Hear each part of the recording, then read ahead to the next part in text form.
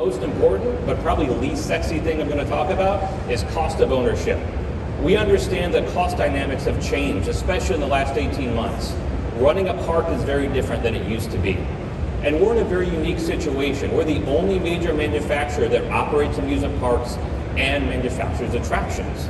We've learned so much by operating Luna Park and other parks around the world. What we found is that so often the people who engineer the rides and the people who operate the rides often don't talk unless there's a problem. What we've tried to do is bring that together and better understand how we can improve our product day to day for operations and maintenance. But this isn't just something we're giving lip service to. I want you all to go over to our booth, 2224, check out the Lightning vehicle. It's got some really basic improvements like padding that's easy to change and affordable, but also look under the hood, kick the tires. Check out the aluminum milled chassis, the aluminum milled bogies. Those are really important because they reduce NDT costs, non-destructive testing, and they also change the dynamic when you think about maintenance, operation, cost, and labor. All of those things, when you pull together, makes owning a roller coaster extremely expensive and complex. And we're trying to make that entire process much easier for people who own our rides. Now, I could say that we've come up with some great concepts. Recently we debuted our Family Coaster Lift Launch, which will open at a major North American park in 2022. It's 36 inches to ride, really fun, and one of the only kiddie coasters out there with a launch. Second is this, the Double Heart Coaster. We showcase this as part of Z Fun Week in June. We have two models, 70 meters, so about 230 feet, a real hyper coaster, as well as a 50-meter model, which is 164 feet. Both are going to be fantastic experiences. We think they're the boldest Zamperla coasters we've come up with to date. I love them for a few reasons. First, obviously, the experience. We have coasters that are offering something very different than our competitors. I love the ride because it starts out with 3 launches, 2 forward, 1 backward. After that, you're going to go up over the top, experience some awesome negative Gs. Elisa, our key mathematician who's behind all the roller coasters, loves negatives, and you're going to pop over the top and feel it. It's going to be great. After that, we have a twisting vertical dive that heads straight toward the ground, and then 2 inversions, an Immelman and a dive loop. All of these things are going to combine to offer a fantastic coaster experience in a very compact footprint. In addition, this is going to offer fantastic capacity. I love it because our 1-train model can offer 500 to 600 people per hour. The 2-train versions with the turntable you saw can do up to 1,000 people per hour. These aren't just numbers on paper. These are practical applications you can do with the roller coaster. If you check out the Lightning vehicle, you see the rows are really wide between the seats. The seats are really comfortable.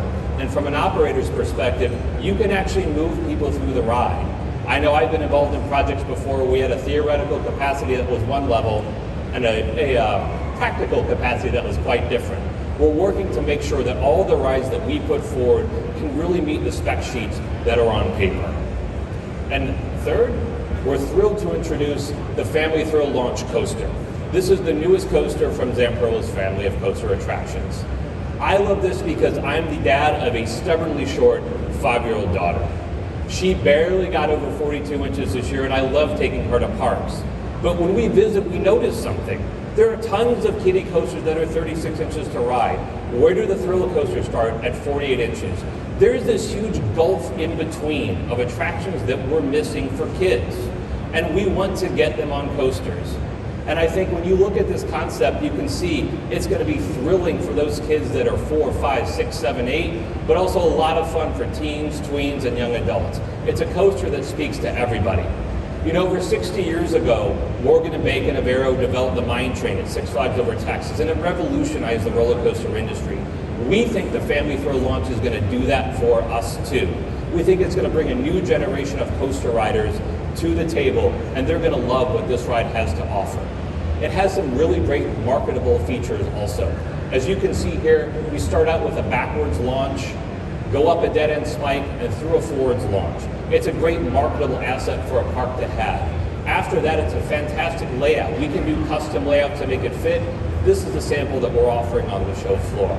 I love it because it really enhances the experience by having low slung turns toward the end of the experience, but it's also got great capacity. We have 2 models, one with around 900 people per hour and one with almost 1,200. But I think the coolest thing about this ride are the vehicles. We're offering 3 different vehicle types, which you'll see in a moment: motorcycle, sidecar, and truck. And with all of these, we're offering great experiences because with the sidecar, for instance, kids can actually choose the adventure they want to have. They can get in the sidecar, get in the motorcycle, make it their own choice. And when you get kids engaged in the attraction, when they get to choose what they want to ride, they have a better day and they want to come back. We're really happy with the Family Thrill launch, and it's got a lot of fantastic attributes.